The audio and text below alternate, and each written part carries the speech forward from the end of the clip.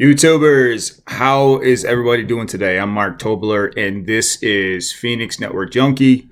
Today, Wednesday, we are a little over a week out for Christmas. The holidays, I'm excited. The kids are excited.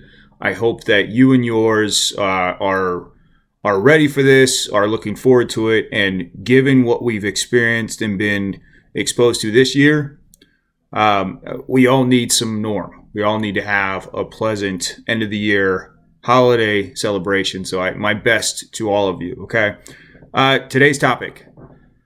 We are faced with what appears to be one of the, of course, it's 2020, an unprecedented exploit that is sweeping the globe, that is gaining more and more attention from reputable organizations, governments around the world.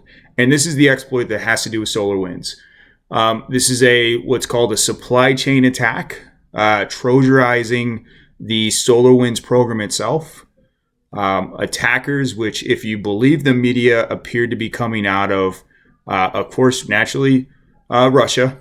And the attacker's name has been identified as Cozy Bear. These attacks, these exploits, these vulnerabilities appear to be extremely sophisticated and advanced to the point where there is a particular DLL file that is natively part of the SolarWinds install on a SolarWinds server, and that has been compromised. And then from there, the attackers are able to obscure their movements, been able to send information back to a command and control address or URL. And they're using, from my understanding, the Orion Improvement Program, OIP, which is primarily used when you have SolarWinds server and a SolarWinds client that is installed on a box, a Windows box, to be exact. So they're using that as the transport.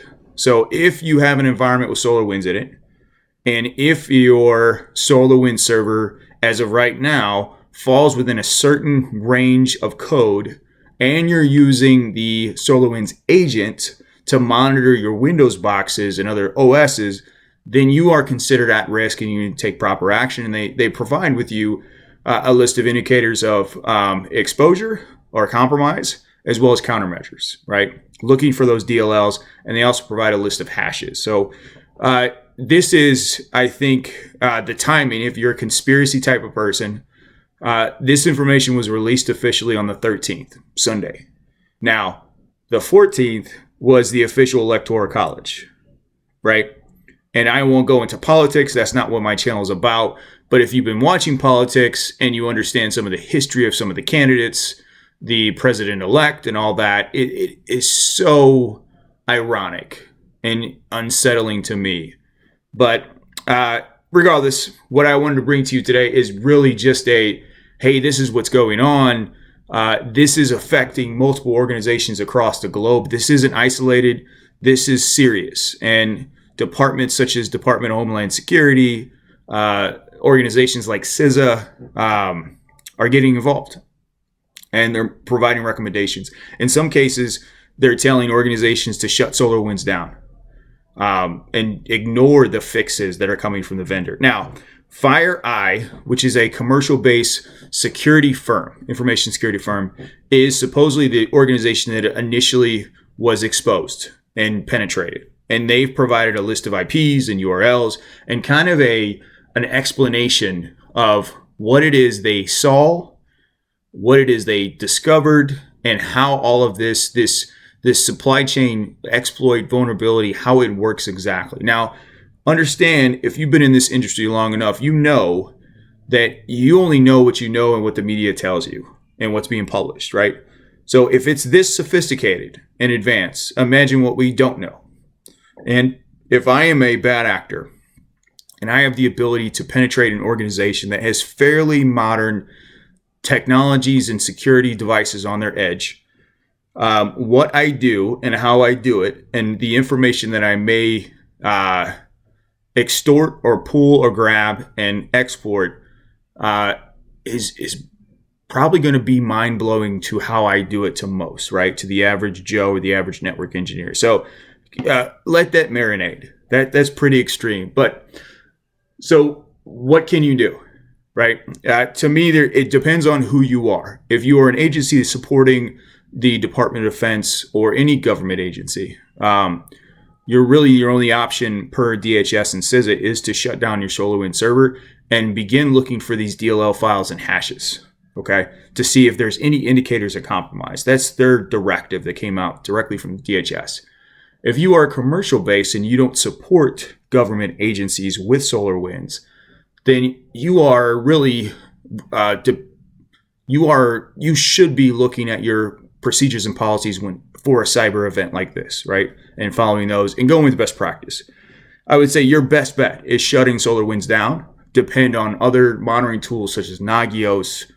If you've got something like NetBrain or a SIM like Splunk that can do some level of correlation and network monitoring, then that's what you're better off doing. Or even like a QE syslog server, right, to get some level of visibility.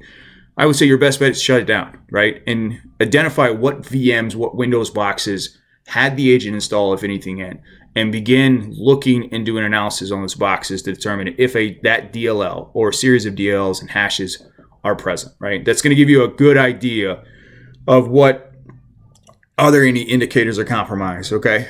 I would do your best not to get so consumed in the media and everybody's interpretations, right? Because obviously the media is going to take this and try to exploit it themselves, the story, to gain attention and followers, right? That's what it's about. But I would stay abreast. FireEye is a good resource. It is a resource in an organization. Obviously, they were compromised, so they know firsthand. But it is an organization that CISA has pointed out as being reputable. And in fact, they point to the FireEye site, which points to a GitHub site, which has all the DLLs and hashes that are identified as being part of the problem. So they seem to be reputable. That's a good resource, and obviously SolarWinds. But SolarWinds is a business that is the front end of this, the foundation of this exploit. So you can expect they're going to make business decisions right now.